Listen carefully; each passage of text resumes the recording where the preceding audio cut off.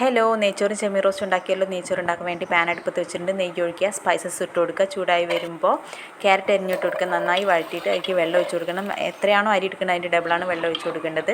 ഞാൻ ഒരു അര ഗ്ലാസും കൂടി കൂടുതൽ ഒഴിച്ച് കൊടുക്കുക. അപ്പോഴെനിക്ക് കറക്റ്റായിട്ട് വരാറുള്ളൂ. ഇതിലേക്ക് രമ്പയില ഇട്ട് കൊടുക്കുക. മല്ലിച്ചപ്പ് പുതിനൊന്നും ഇല്ലാത്ത സമയത്ത് രമ്പയിലാണ് ഇട്ട് കൊടുക്കുക. ആവശ്യത്തിന് ഉപ്പും ചെറുനാരങ്ങയുടെ നീരും ഇട്ട് കൊടുക്കുക. നേരത്തെ കഴുകി ഊറ്റി വെച്ചിരിക്കുന്ന അരി വെള്ളത്തിലേക്ക് ഇട്ട് കൊടുക്കുക. നന്നായിട്ട് തിളച്ച് വരുമ്പോൾ സിമ്മ് കുറച്ചിട്ട് മേലെ ഒരു വെയിറ്റ് വെച്ചിട്ട് വേവിച്ചെടുക്കുക. 10-15 മിനിറ്റ് കഴിയുമ്പോൾ നമ്മളുടെ റൈസ് റെഡി ആയിട്ടുണ്ടാവും.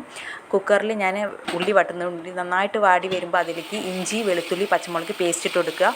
അത് നന്നായിട്ട് വഴണ്ടി വരുമ്പോൾ സ്പൈസസ് ഇട്ട് കൊടുക്കണം. മഞ്ഞൾപ്പൊടി, മുളക് പൊടി, മല്ലിപ്പൊടി, പിന്നെ കുരുമുളക് പൊടി, ഗരം മസാല പൗഡർ ഇട്ട് കൊടുക്കുക. എന്നിട്ട് തക്കാളി നന്നായിട്ട് അടിച്ചിട്ട് അത് ഇട്ട് കൊടുക്കുക. നന്നായിട്ട് വഴണ്ടി വരുമ്പോൾ മീൻ അതിലേക്ക് ഇട്ടിട്ട് നന്നായിട്ട് ഇളക്കി 4 വിസിൽ വരുമ്പോൾ നമ്മുടെ കറി റെഡി ആയിട്ടുണ്ടാവും. അടുക്കളൊക്കെ നീറ്റാക്കി ഞങ്ങൾ ഊണഴിക്കാൻ പോവാണ്. നെയ്ച്ചോറും കറിയും ഒക്കെ റെഡി ആയിട്ടുണ്ട്. സാലഡ് ഉണ്ട്. മോൻ്റെ ഫുഡാണിത്. Okay, bye.